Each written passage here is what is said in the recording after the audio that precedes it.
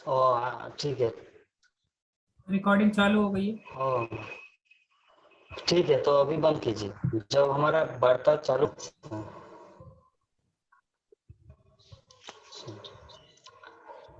तो आशीष प्रभु जी से मुलाकात इस्कॉन में जुड़ने के बाद या उससे पहले से आपका रिलेशन है? नहीं, मेरे फादर जी का हुआ था मुलाकात।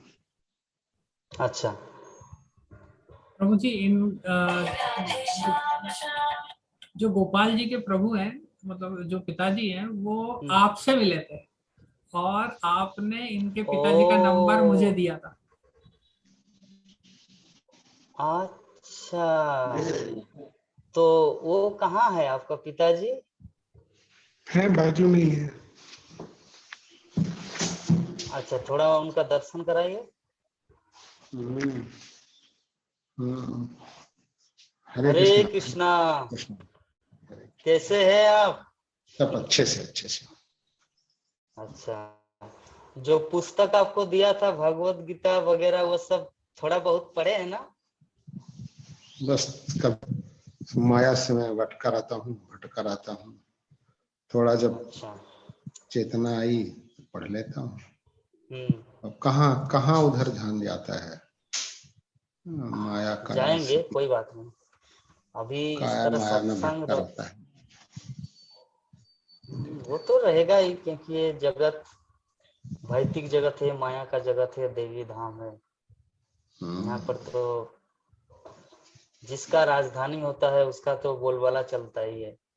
तो देवी धाम है, दुर्गा देवी का धाम है ना।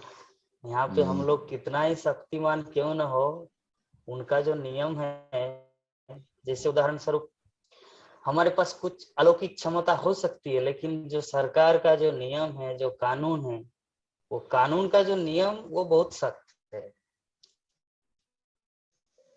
ना। हो सकता है एक पुलिस वाले का नहीं, मुकाबला हम उनको सख्त तो नहीं है। सरकार का नियम सख्त नहीं रहता। सरकार एक एक मतलब एक विचार बनाती है। वो हम लोग एहसास करते हैं, वो फीलिंग करते हैं सरकार से। इतना कड़ा यदि कानून यदि बनाने लगे तो फिर मुश्किल नहीं हो जाएगा। कानून कभी कड़ा नहीं हुआ, कभी। कानून सब जो है बेनिफिशियरी रहती है इस जीवन की। कभी भी कोई भी कानून जो है ना, कड़ा नहीं है। बता दीजिए, अच्छा, आपसे आईपीसी में बता दीजिए। हाँ, आपसे हम कैसे मिले थे, कौन से ऑफिस में? बीना आपको जो में पुस्तक नहीं, दिए थे? बीना में नहीं, शेड्यूल में आपके कोर्ट में आए थे पापा, ये आप प्रभु जी। अच्छा, ये शहडोल में ऑफिस। अच्छा। हाँ, वही, शहडोल कभी आपके इसीलिए लिए मैं विजिट आपको हुआ पहले था। गोपाल। आपने कंठी माला दिया था। आप तो पहने हैं। चलिए, हो जाएगा एक ना एक दिन। माया का जंजाल अभी बता रहे हैं, मतलब कभी ना कभी माया आपको मुक्त कर देंगे। चिंता नहीं करना है। आपको हम शायद इनवाइट भी किए थे मायापुर धाम आने का। जी। तो जिस टाइम हमारा एक प्रोग्राम स्टार्ट हुआ था, आशीष जी के वो एक छोटा सा स्कूल खुले थे वहां पर, अभी स्कूल कैसा चल रहा है प्रभु जी? अभी तो स्कूल बंद है। नहीं पता स्कूल वो प्रभु जी, वो दूसरे प्रभु जी। डेढ़ साल स्कूल से अभी कैसा चल रहा स्कूल प्रभु जी 1.5 साल से पूरा बंद है। अभी तो है? अच्छा। छोटे बच्चों का भी था, तो सरकार तो अभी बड़े लोगों का ही नहीं खोल रही है। छोटे बच्चों का तो बहुत ही ज्यादा डर है, तो अभी बंद ही है हाँ हाँ 1.5 साल। हाँ। अच्छा, एक्चुअली वो जब स्कूल खुला आशीष जी का, गोपाल जी, तो उस टाइम एक प्रोग्राम किया था वहां पर, स्टार्टिंग किया था इस्कॉन शहडोल के नाम पर, एक इस्कॉन अच्छा जी। प्रोग्राम। जी हर रविवार को प्रोग्राम होता था, तो आप आए थे कि नहीं मुझे पता नहीं। शायद नहीं आप पहुंच नहीं पाया। पहुंचे। गोपाल प्रभु जी शायद यहाँ से ब्योहारी, मतलब कितना किलोमीटर है ये, लगभग शायद 100 किलोमीटर है। ब्योहारी, शहडोल से ब्योहारी 50 105 किलोमीटर। 105 किलोमीटर है, तो ये 105 किलोमीटर ओ दूर रहता है। ओ अच्छा अच्छा, तो अभी आप वहीं पर है? ब्योहारी हाँ, में है। ब्योहारी में ही है। ब्योहारी में, ब्योहारी में। अच्छा अच्छा, चलिए। और अभी आपका पारिवारिक जीवन कैसा चल रहा है और आध्यात्मिक जीवन कैसा चल रहा है? सबको कैसे बैलेंस बैलेंस ठीक करके है, चलना है? अच्छा गृहस्थ जीवन ऐसा है ये। अच्छा। गृहस्थ जीवन तो, गृहस्थ जीवन में बहुत कठिन होता है, बहुत कठिन, बहुत कठिन होता है गृहस्थ जीवन में। पग पग में बिल्कुल इसमें है गृहस्थ, इसमें धात में चलना जो है, एक मतलब तलवार की धार में चल लेना आसान है, लेकिन इस घर घर घर परिवार के नियम में चलना, उसको पालन कर लेना तो बहुत मुश्किल पड़ता है, बहुत मुश्किल पड़ता है। चलिए, आप इतना सुंदर विचार रखते है ना, लोग तो इतना विचार भी नहीं रखते। हाँ, कुछ हाँ, पालन हाँ। करना तो दूर की बात हुआ, है ना। आपका थियोरी एटलीस्ट परफेक्ट है, क्योंकि जिसका थियोरी अच्छा होता है वही प्रैक्टिकल कर पाता है। तो आप इतना सुंदर सिद्धांत अपने जीवन में विचार रखे हैं, सच में एक बहुत बड़ी बात है। एक्चुअली गृहस्थ जीवन को प्रहलाद महाराज अंधकूप कहा है। गृहस्थ जीवन अंधकूप मतलब जो उस कुएं में, उस कूप में एक बार गिर जाता है वहां से उठ नहीं पाता। नहीं, लेकिन बहुत सही बात। फिर भी आप उस कूप में रहते हुए भी जो इतना सुंदर ब्रॉड माइंडेड विशाल हृदय जो विचारधारा रखे हैं ना, एक सचमुच बहुत ही बड़ी बात है। क्योंकि आपका विचारधारा संतों से मिलती है। जो संत होता है वो नहीं नहीं नहीं नहीं, दुनिया के लिए संत सोचता है। संत जो है तो क्या होता है ना, उनका एक उनका एक थ्योरी जो है, विचार है, उनका उनका तो पाना पाना बहुत मुश्किल है, क्योंकि संत में क्या, संत जो त्याग कर सकता है वही संत है। और हम लोग जीवन में त्याग नहीं कर पाते हैं, त्याग नहीं कर पाते, माया की, मोह की व्यवस्था की, गृहस्थ की त्याग नहीं। जो देखे संत तो जो त्याग करना सीखा वही संत है, जो त्याग किया वही ऊंचे ऊपर भी गया है। और त्याग नहीं कर पा रहे हैं, माया में आ सकते हैं, बेटे से आ सकते हैं, पत्नी से आ सकते हैं, संपत्ति से आ सकते हैं, समाज से आ सकते हैं, भूमि से, मकान से, ईटा पत्थर से आ सकते हैं। और वो आसक्ति जो है वो जीवन में घातक है, उस मार्ग में प्रभु के लिंग जोड़ने में वो जीवन में घातक है। संत तो नहीं है, लेकिन प्रयास करता हूँ कि प्रभु के मार्ग में देवश जीवन मार्ग। नहीं, आप जो बताया ना कि त्याग करना, देखिए त्याग श्रील रूप गोस्वामी हमारे गौड़ीय वैष्णव के आचार्य, उन्होंने बताया है कि कोई भी चीज जो आप उसे कृष्ण से जोड़ते हैं तो उसे त्याग करने की जरूरत नहीं है। जैसे उदाहरण, साधु लोग मोबाइल यूज नहीं करते, साधु लोग लैपटॉप यूज नहीं करते, इंटरनेट का इस्तेमाल नहीं करते। हम तो आपके साथ मोबाइल में बात कर रहे हैं, है ना। तो ये नहीं तो साधारण आप दृष्टिकोण साधु से थोड़ी देखा हैं, जाए, आप एक साधक हैं। साधु और साधक में अंतर है। साधु और साधक, साधक है जो अपने आप को साधन करके, एक देखिए आप में जीवन में एक, देखिए आपके शरीर में एक मतलब बाल नहीं है, लोग बाल के पीछे दौड़ते हैं।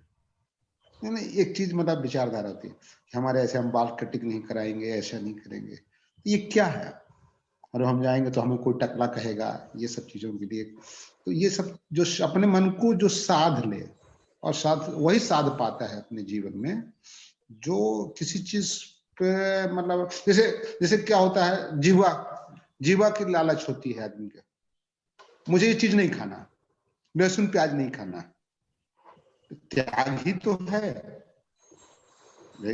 टेस्ट को अपने आप को एक डाइवर्ट कर लेना, अपने आप को एक जो है टर्न कर लेना, तो यही तो त्याग, ये हमें नहीं खाना है लहसुन प्याज खाना है, नशा मुक्त रहना है अपने जीवन में।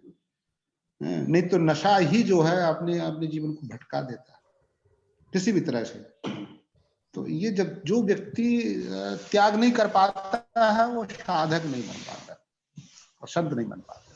गृहस्थ तो सब आदमी रहते, एक से बड़े हर व्यक्ति के जीवन में, प्रभु जी, हर व्यक्ति के जीवन में एक साधना है। लेकिन वही एक दिन मैं भगवत गीता पढ़ रहा था तो एक शब्द आया था, वो याद नहीं आ रहा था, स्पार्किंग, स्पिरिचुअल स्पार्किंग।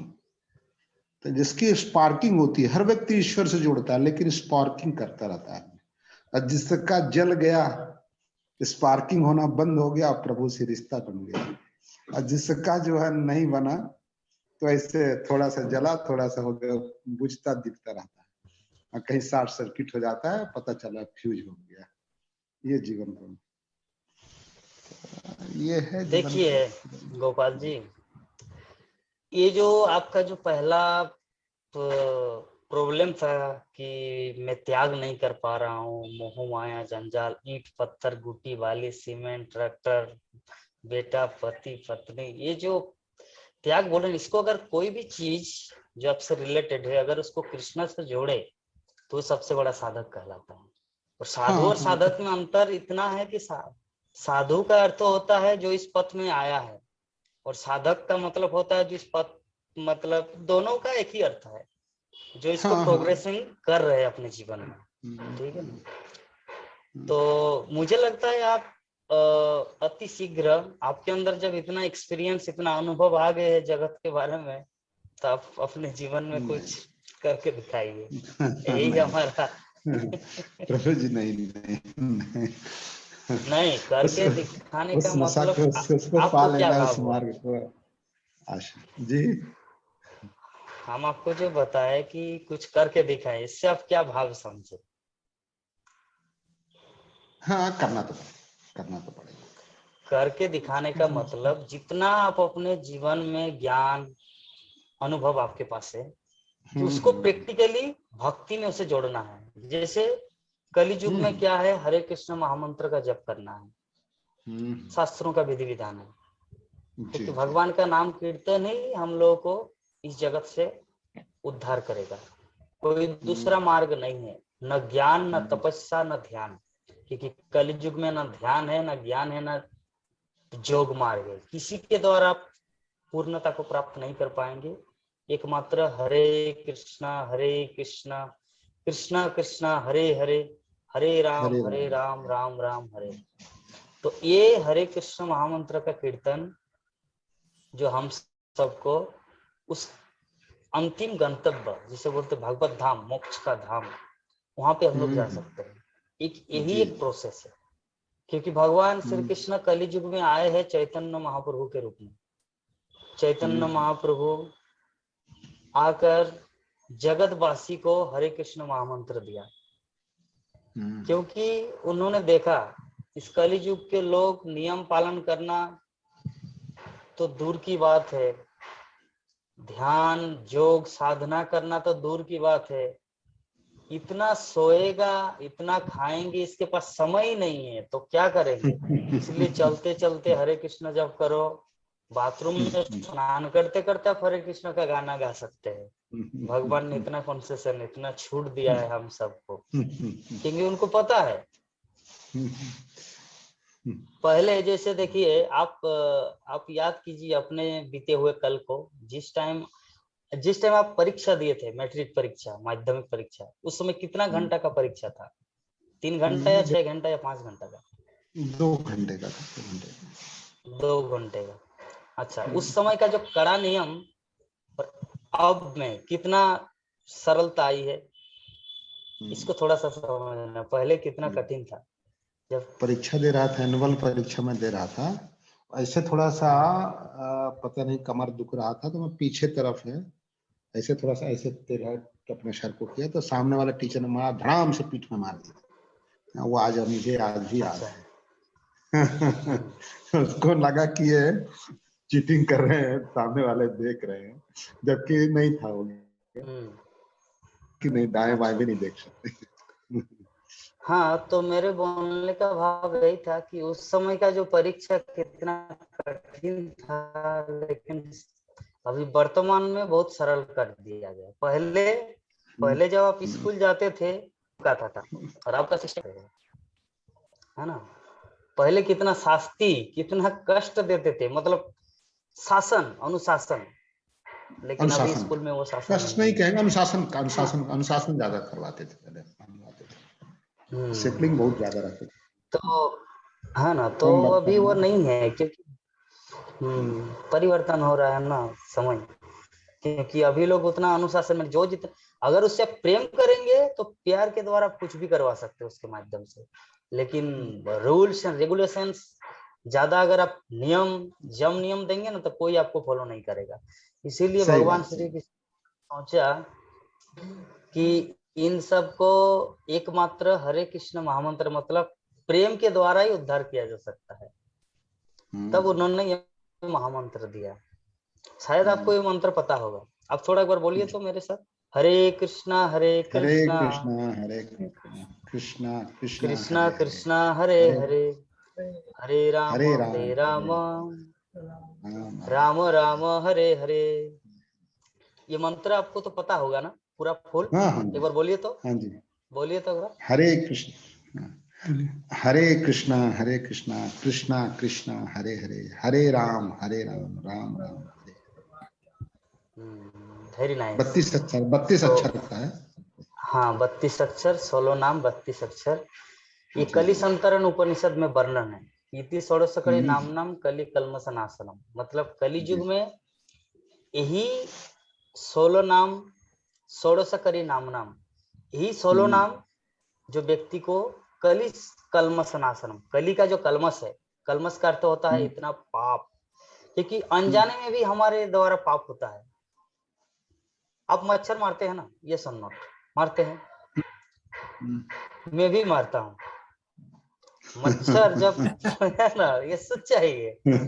तो उसको मार रहे तो भगवान के नियम में वो है ना, जी भगवान के नियम में तो कोई बड़ा छोटा नहीं, उनके नियम में वो भी कृष्ण का संतान है और मैं भी उनका संतान हूँ। तो कोई पिता अगर मान लीजिए आपका, हाँ आपका 2 लड़का है, ये बड़ा लड़का छोटा लड़का अगर थोड़ा वो ना पढ़ाई लिखाई करते अच्छी तरह, ना कुछ, थोड़ा टेढ़ा मेढ़ा काना है, तो उसका अगर आपको बड़ा लड़का मारे, थप्पड़ मारे, तो आप क्या सहन करेंगे? हाँ मारो उसको, क्योंकि वो पढ़ाई लिखाई नहीं करता है, वो अंधा है, उसका ज्ञान नहीं, आप ऐसा नहीं करेंगे, अनाड़ी है, गधा है।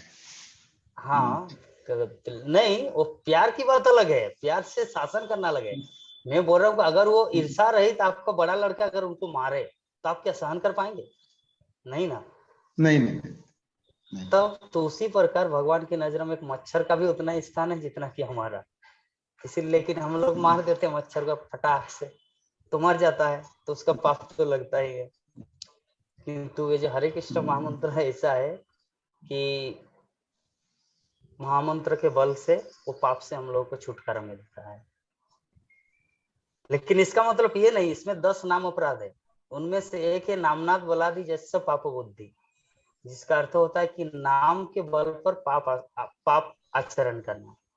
मतलब अगर आपके मेंटेलिटी में ये घुस गया चलो पाप कर लेते हैं, भगवान का नाम लेने से तो फ्री हो जाएंगे, तो ऐसे बुद्धि से अगर पाप करेंगे तो उसमें और महापाप लगता है, शास्त्र में ये वर्णन।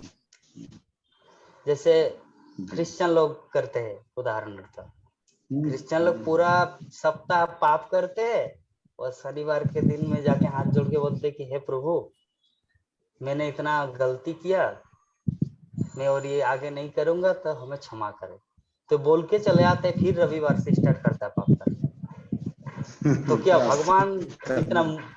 भगवान इतना मूर्ख है क्या जो उनको मतलब टोपी पहना के आएंगे चर्च से, गिरजाघर से? जब भी क्रिश्चियन इसे सोच सकता है, लेकिन भगवान की नजरों में पाप का तो फल भोगना ही पड़ेगा। लेवल बना रहता है, बार बार उसको क्षमा करते हैं। हाँ क्या लेवल उसका बना रहता है, बार बार क्षमा करते रहते हैं।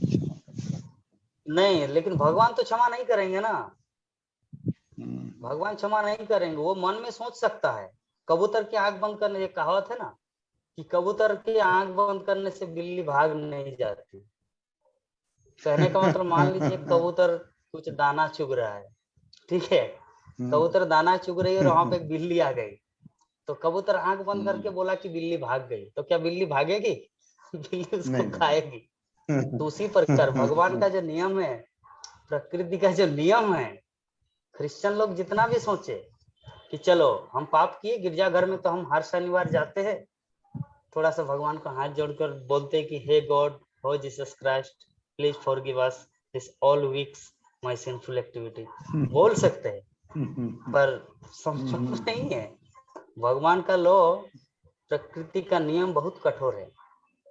भीष्मदेव के जीवन में हम लोग देखते हैं कि भीष्मदेव 100 वर्ष तक,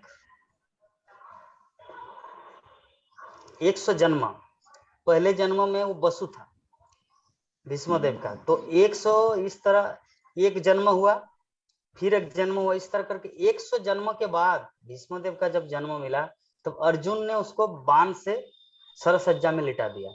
जबकि वो पिछले जीवन में क्या किया था, 100 जन्म से पूर्व उन्होंने एक सांप को, एक रास्ते का सांप को कांटे में डाल दिया था। वो जो पोरा बेगनी होता है ना, वो जो रेगिस्तान में मिलता है, जो कांटा कांटा बैगन की तरह दिखता है, तो उसमें वो डाल दिया था। तो वो सांप 100 वर्ष तक छटपट करके ना मर पाए, ना जी पा रहे, ना मर पा रहे, ना वहां से निकल पा रहे। जरा सोचिए उसका अवस्था कैसा होगा, उस सांप की स्थिति कैसी रही होगी, है ना। कांटे से ना निकल पा रहे, ना मर पा रहे, क्योंकि अपनी इच्छा से मर नहीं पाएंगे ना। इस संसार में कोई भी जीव अपनी इच्छा से मर नहीं सकता, अपनी इच्छा से नहीं मरता, जब प्रभु की इच्छा होती है हाँ, तभी होता है। तो वही फल जरा देखिए, भीष्मदेव ने 100 जन्म, जैसे कल आप पाप करेंगे तो आज उसका फल मिलने वाला होना चाहिए था, लेकिन आपको मिल रहा कि अगले जीवन में, तो वैसा ही हुआ था भीष्मदेव का। तो कर्म का फल ऐसा ही है। तो उसी प्रकार क्रिश्चियन लोग हो, हिंदू हो, मुस्लिम हो, जो भी हो, कोई बोल सकता है कि मैं जीव हिंसा किया और मेरा कुछ पाप नहीं लग रहा है, क्योंकि भगवान हमें क्षमा कर देंगे, क्योंकि शनिवार को जाके हम भगवान से प्रे करते हैं, प्रार्थना करते हैं। बट नो, भगवान का जो नियम है वो बहुत ही कड़ा है। गरुड़ पुराण में वो सब वर्णन है। गरुड़ पुराण हजारों लाखों वर्ष पूर्व रचा गया है, इस चीज को समझना है ना। और ये जो क्रिश्चियन धर्म की शुरुआत कब से हुई, 2400 वर्ष पूर्व। तो अभी वहां से जीसस क्राइस्ट ने उन लोगों को सिखाया कि आप भगवान से जाके प्रार्थना कीजिए, प्रे कीजिए, वो आपको क्षमा कर देंगे। तो लेकिन उसका फायदा उठाने लगा क्रिश्चियन लोग, फायदा उठाने लगा उस चीज को। तो अभी बोलते कि मेरा क्रिश्चियन ऐसा बोला है, लेकिन गरुड़ पुराण में क्या बोला है कि अगर एक मच्छर को भी मारेंगे तो उसके लिए भी एक नरक है। तो अभी कौन सा इंपॉर्टेंट है, व्यासदेव द्वारा रचित लाखों वर्ष पूर्व का वैदिक शास्त्र या आधुनिक कुछ एक? खैर दोनों सही है, क्योंकि ये देश काल पात्र अनुसार जीसस क्राइस्ट ने उन सबको उस स्थिति से वैदिक सनातन धर्म में लाने के लिए एक पथ तैयार कर रहा था। दोनों सही है, लेकिन सनातन धर्म जो है हमारा वैदिक धर्म, ये है एब्सोल्यूट पीएचडी, और बाकी सब जो है नर्सरी, आपका 5 क्लास 10 क्लास, उस तरह है। जितने सारे धर्म है, चाहे मुस्लिम का है या क्रिश्चियन का है, लेकिन ये सब वो लोग मानते नहीं चीज को। क्यों नहीं मानते? क्योंकि इसका उदाहरण, इसका एक्सपीरियंस हम सबका है। जब हम लोग 5 क्लास के, हाँ 5 क्लास के जो ये पढ़ते हैं ना मैथमेटिक्स, तब हम लोग बोलते हैं कि इससे बढ़कर और मैथमेटिक्स सही नहीं। लेकिन 6 क्लास में भी मैथमेटिक्स होता है, 7 में भी होता है, 8 में भी होता है। तो उसी प्रकार धर्म जो है ना, वो एक लो लेवल का है। ये जो क्रिश्चियन, मुस्लिम जितना भी है, वो एक लो लेवल का है। पीएचडी जो है वो है सनातन धर्म, हमारे ये वैदिक धर्म। तो इस चीज को समझने के लिए व्यक्ति जब तक इस स्टेज में नहीं आता, जब तक हम लोग ग्रेजुएशन कंप्लीट नहीं करते, तब तक समझ नहीं पाएंगे कि अरे हम 5 क्लास में हम कितना मूर्ख था। सच में उस टाइम हम अपने आप को समझते कि जगत का बड़ा पंडित, लेकिन अब पता चल रहा है कि मैं कितना बड़ा मूर्ख था। ये फीलिंग, एक्सपीरियंस कब आया? जब वो ग्रेजुएशन किए। मतलब 5 क्लास के ऊपर उठे, 5 क्लास से जो ऊपर उठे तब उसका रियलाइजेशन हुआ। तो उसी प्रकार मुस्लिम धर्म, क्रिश्चियन धर्म, वो लोग इसका एक्सपीरियंस कर नहीं पा रहे इसके कारण क्योंकि वो लोग उसी लेवल में अटका हुआ है। हजरत मोहम्मद का, जीसस क्राइस्ट का उद्देश्य ये नहीं था कि कोई पर उन लोगों को बांध के रखे। हजरत मोहम्मद ने बोला था उनको कि अभी भी मेरा आप लोगों के प्रति बोलने के लिए बहुत कुछ है, लेकिन उस स्तर में आप लोग नहीं हो कि उस तत्व को समझ पाओ। वो लेवल क्या, वो क्या बोलने वाला था? सनातन धर्म के बारे में, सनातन धर्म के बारे में उन लोगों को बोलने वाले थे, लेकिन वो लोग उस स्थिति में नहीं है कि समझ पाए। जैसे आप 5 क्लास के बच्चों को अगर पीएचडी का कोर्स पढ़ाएंगे तो क्या समझ पाएंगे? बताइए तो, नॉट पॉसिबल। नहीं। वैसा ही हुआ। तो ये वैदिक सनातन धर्म हमारे जो इस्कॉन के रूप में, international society for Krishna consciousness, ये गुरु परंपरा धारा से ये ज्ञान हम सबको प्राप्त हो रहा है। इस्कॉन का संस्थापक आचार्य श्रील प्रभुपाद, श्री भक्तिवेदांत स्वामी प्रभुपाद, इनके गुरु महाराज थे श्रील भक्ति सिद्धांत सरस्वती ठाकुर। इसके गुरुदेव गौर किशोर दास बाबा जी महाराज। इस प्रकार हमारे जो परंपरा है, ये जो वैदिक ज्ञान जहां से आया है, आप शायद भगवत गीता के 32 नंबर पेज में ये चीज देखिए जो मैं आपको बता रहा हूँ। 32 नंबर पेज में आप भगवत गीता को खोल के देखना, जहां पर गुरु परंपरा का वर्णन है कि भगवान श्री कृष्ण ने ये वैदिक ज्ञान पहले ब्रह्मा जी को दिया था। ब्रह्मा जी ने वो ज्ञान उसके बाद नारद मुनि को दिया, नारद मुनि ने वो ज्ञान व्यासदेव को दिया, व्यासदेव मध्वाचार्य को दिया। इस प्रकार गुरु परंपरा धारा से ये जो 32 नंबर जो हमारा परंपरा है वो है श्री भक्ति वेदांत स्वामी प्रभुपाद, मीन्स हमारे इस्कॉन के फाउंडर आचार्य, संस्थापक आचार्य। तो उसी का शिक्षा। अब भगवत गीता निकाल रहे हैं क्या? हाँ, निकाल रहे हैं। निकाल। ठीक है, देखिए आप पेज में जाइए, जो भूमिका है ना, भूमिका का लास्ट पेज में जाइए। मिल गया। भगवत गीता में देखिए पहले प्रश्न मिल गया ना, देखिए गुरु परंपरा है, उसमें पहले है भगवान श्री कृष्ण, उसके बाद है ब्रह्मा, फिर है नारद, उसके बाद व्यासदेव। इस प्रकार लास्ट में अंतिम जो है ना वो है एसी भक्ति वेदांत स्वामी प्रभुपाद, मतलब हमारे इस्कॉन का संस्थापक आचार्य। और उन्हीं की कृपा से अभी समस्त जगत वासियों को ये कृष्ण भक्ति का ज्ञान प्राप्त हो रहा है।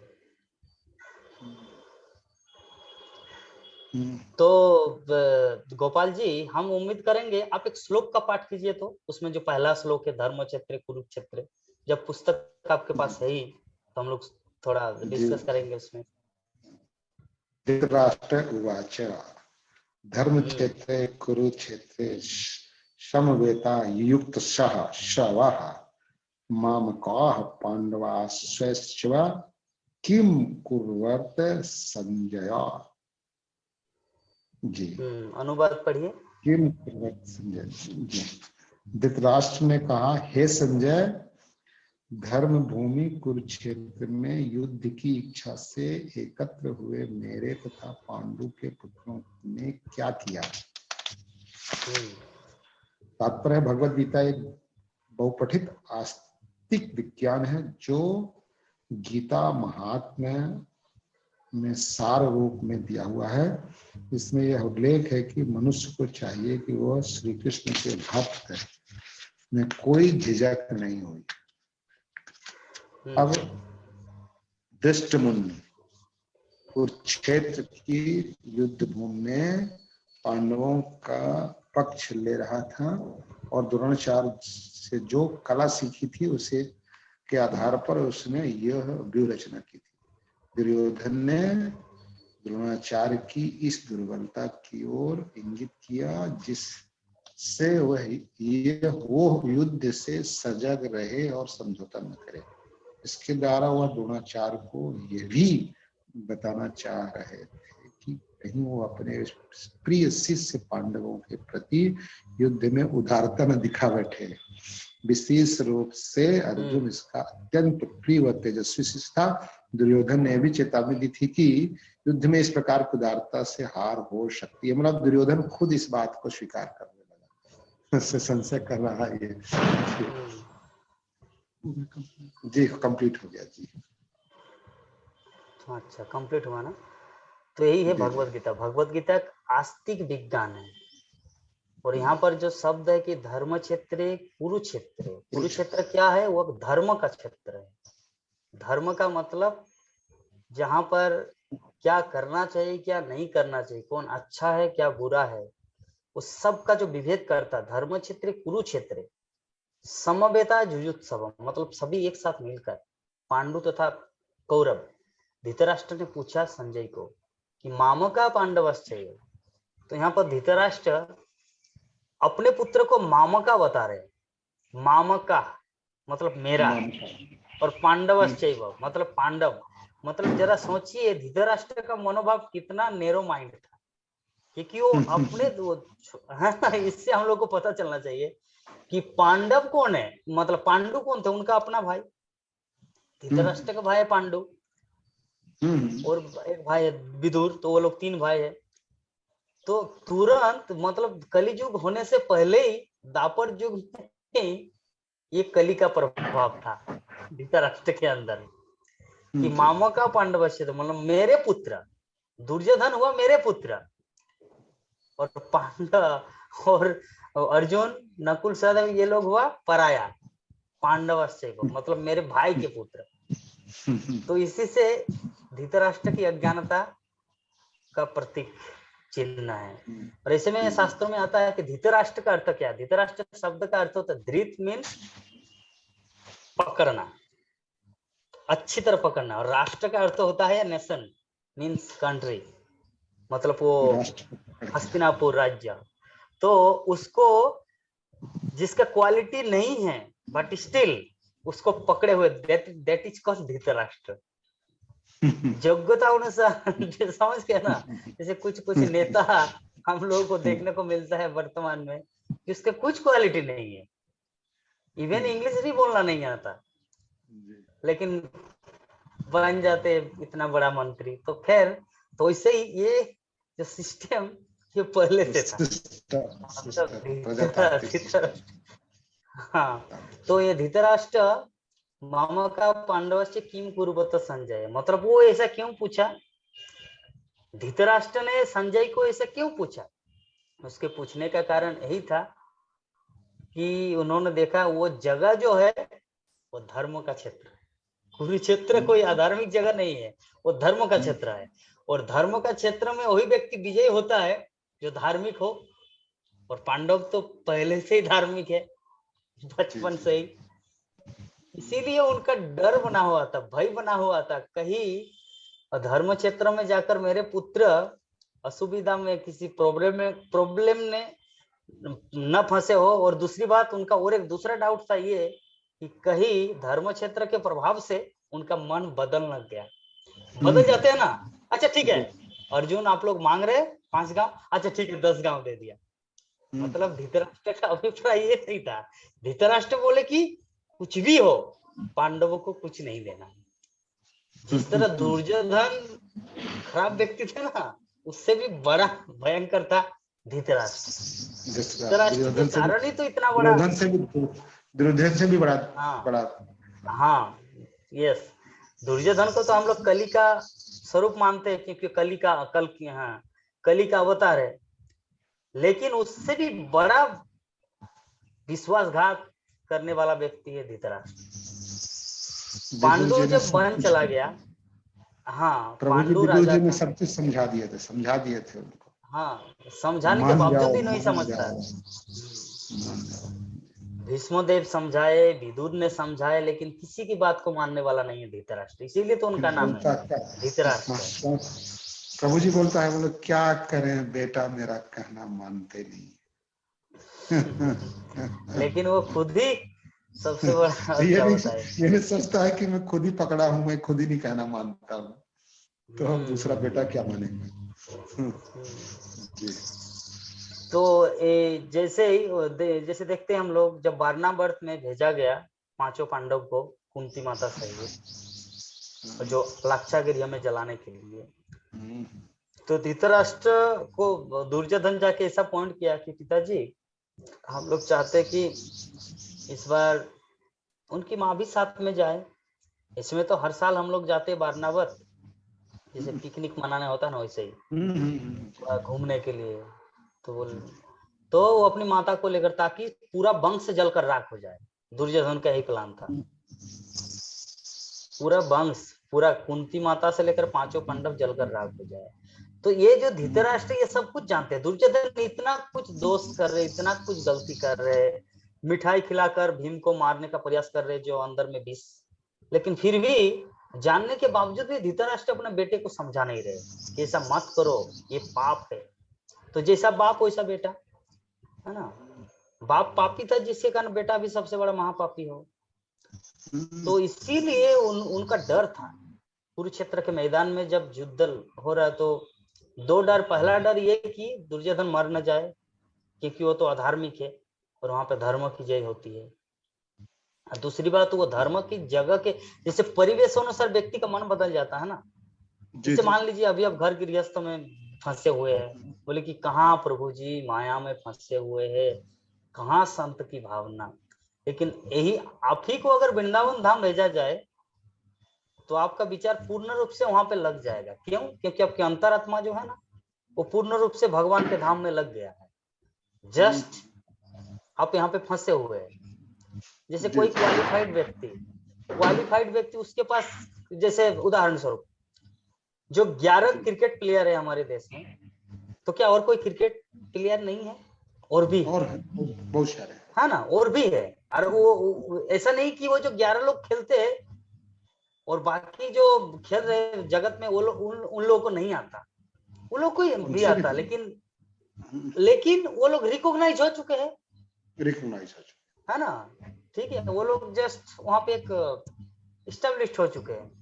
लेकिन इसका मतलब ये नहीं कि बाकी लोग नहीं खेलने आता। तो उसी प्रकार आपका भी स्थिति हो सकता है गृहस्थ में फंसे हुए, लेकिन इसका मतलब ये नहीं कि आपके अंदर संत की क्वालिटी गुण नहीं है, आपके अंदर भी है। लेकिन उस तरह का परिवेश जब मिल जाएगा तो आप एकदम पूरा प्रकाशित हो जाएंगे। तो खैर, तो वही बात, दुर्योधन जब कुरुक्षेत्र के मैदान में गए हैं तो धृतराष्ट्र के मन में चिंता हुआ कि शायद मेरा पुत्र का मन बदल न जाए, क्योंकि ऐसी अवस्था में अगर वो बदल गया तो मतलब उनका जो प्लान था जीवन का वो नष्ट हो जाएगा।